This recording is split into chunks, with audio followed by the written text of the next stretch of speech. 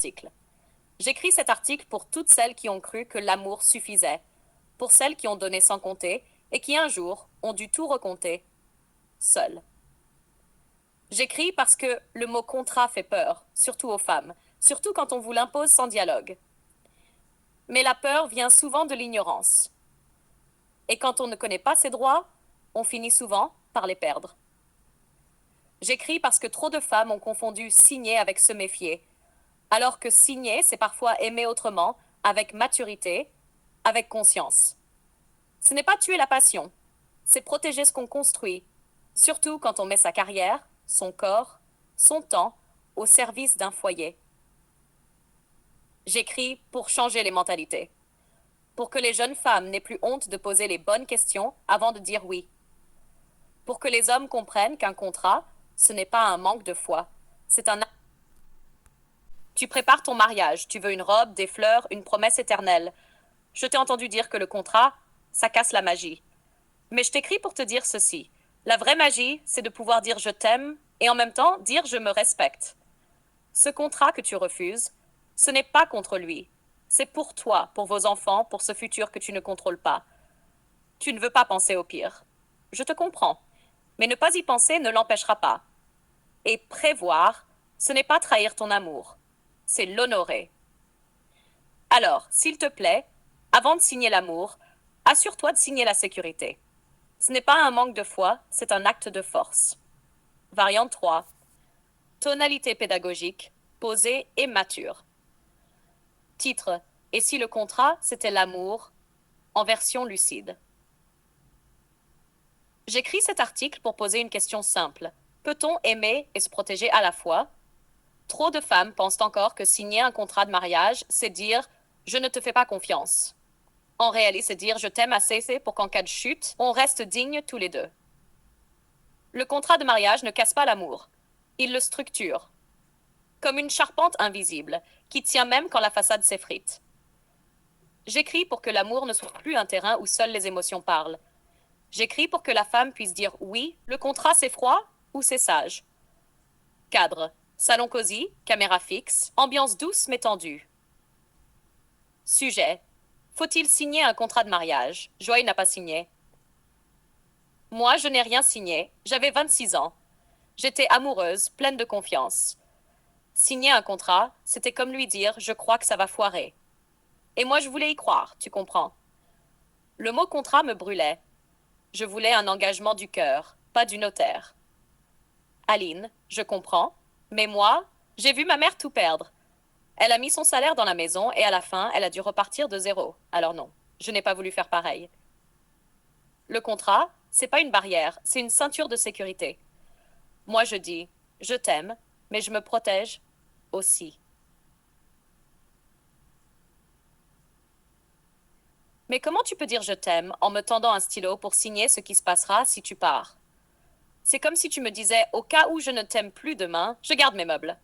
C'est blessant, Aline. Faut le vivre pour comprendre. Tu confonds amour et naïveté. Tu crois que le monde va te récompenser pour avoir cru? Moi, je dis que l'amour sans lucidité, c'est dangereux. Ce que tu ne prévois pas dans la paix, la loi te l'imposera dans le chaos. Et souvent, ce sera injuste. J'ai cru. Et j'ai perdu. J'ai élevé ses enfants. J'ai mis mes rêves en pause pour notre couple. Et maintenant, il a refait sa vie, et moi, je me bats pour que mon nom soit encore sur la boîte aux lettres. Peut-être que t'as raison. Mais à ce moment-là, signer, c'était comme trahir, me trahir.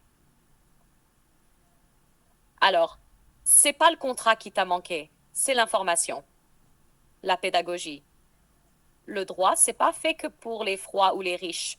C'est fait pour toutes celles qu'on oublie quand les choses tournent mal. Tu méritais mieux que d'aimer sans filet. Silence. Joy baisse les yeux. Elle acquiesce doucement. Voix off. Si j'avais su. Elles n'ont pas signé de contrat. Elle raconte. Sonia, 41 ans. Je suis sortie du mariage plus pauvre qu'en y entrant. J'ai épousé mon mari sans contrat. On avait monté un petit commerce ensemble, mais le fonds était à son nom. En cas de divorce, je pensais qu'on partagerait tout. J'ai appris que comme je n'étais pas déclarée, je n'avais droit à rien.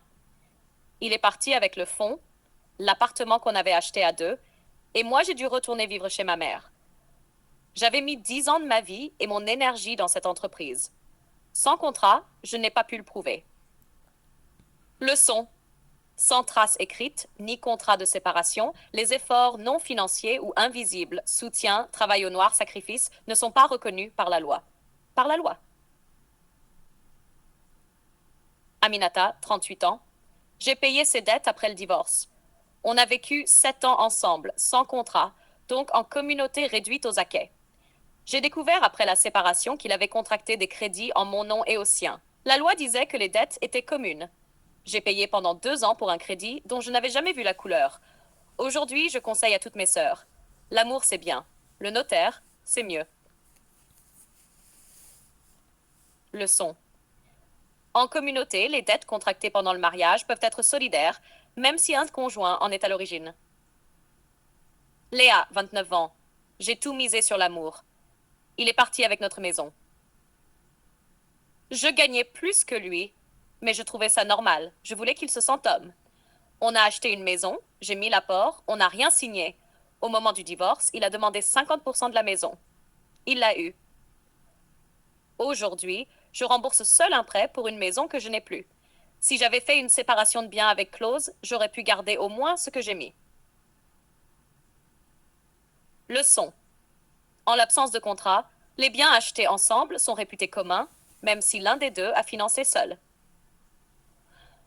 Hélène, 55 ans. Il est mort. Sa fille m'a mise dehors. Je n'étais pas sa première épouse. On vivait ensemble depuis 14 ans. Pas de contrat, pas de testament. À sa mort, sa fille a tout récupéré. Moi, je n'étais pas mariée sous communauté universelle. Je n'avais même pas droit au logement. Je n'étais que l'épouse sans droit. J'ai dû quitter la maison en 3 mois. La justice ne protège pas l'amour. Elle protège ce qui est écrit. Leçon. Leçon. Sans contrat spécifique ou clause d'attribution, le conjoint survivant peut ne rien hériter, surtout en présence d'enfants d'une précédente union. Myriam, 34 ans. J'ai arrêté de travailler pour élever les enfants. Il est parti, je n'avais rien. Je croyais que l'amour suffisait. J'ai quitté mon poste pour m'occuper de nos 2 enfants. En cas de divorce, je pensais que ce sacrifice serait reconnu. Rien. J'avais droit à une prestation compensatoire, mais ça ne vaut rien face aux années perdues. J'aurais dû penser à ma sécurité, même dans l'amour. Leçon. Le travail domestique et parental n'est pas valorisé économiquement sans contrat adapté ou clause spécifique. Ou non un contrat de mariage. Et surtout, pourquoi certaines femmes perçoivent cela comme un manque de confiance ou une fermeture émotionnelle? Télé-show, sécurité ou soupçon, le contrat de mariage face au cœur des femmes.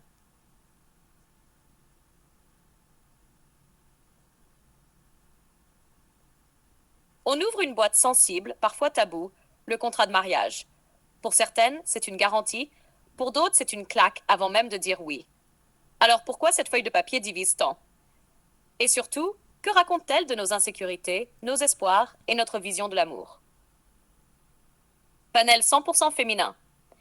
Mère, jeune femme fiancée, avocate, femme divorcée, entrepreneuse. Première table. Signer, c'est s'assurer ou se méfier. Argument sécuritaire. Une femme divorcée. Moi, j'aurais voulu en signer un. J'aurais évité de perdre l'appartement que j'ai moi-même rénové. Une entrepreneuse.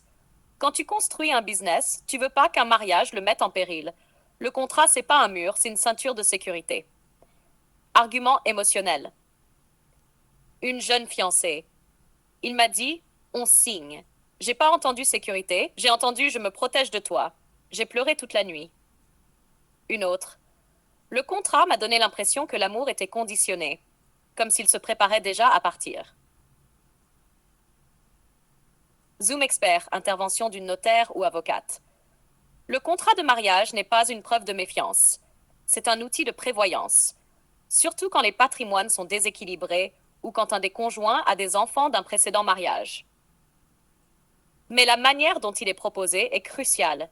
Ce n'est pas ce qu'on dit, c'est comment on le dit. Scène théâtrale. Tu signes ou je te perds. Un homme amoureux qui annonce à sa future épouse qu'il veut un contrat. Elle se sent trahie, non désirée pour elle-même, mais pour ce qu'elle pourrait coûter. Le dialogue dégénère. Je pensais que tu me protégeais, pas que tu te protégeais de moi. Coup de théâtre. Il avoue qu'enfant, il a vu sa mère tout perdre. Il veut que ça ne se reproduise pas. Table ronde finale. Sécurité féminine et masculine, même combat. Une mère solo. Nous les femmes, on donne tout. Et quand ça casse, c'est nous qui avons l'enfant, la maison à payer, l'équilibre à gérer. Une autre. Donc pourquoi le contrat serait toujours vu comme une protection de l'homme? Il peut aussi protéger la femme, surtout si elle met sa carrière entre parenthèses. Une voix forte.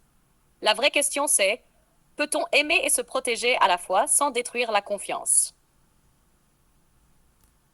Conclusion, en voix off. À la manière d'un édito. Un homme qui dit je veux te protéger est applaudi. Une femme qui dit je veux me protéger est jugée froide. Peut-être que le contrat de mariage ne devrait plus être une barrière, mais un pont. Un document qui dit je t'aime assez pour vouloir que même dans l'échec, tu sois respecté.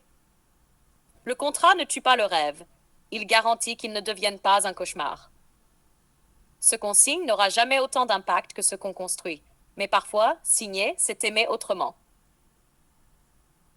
Souhaite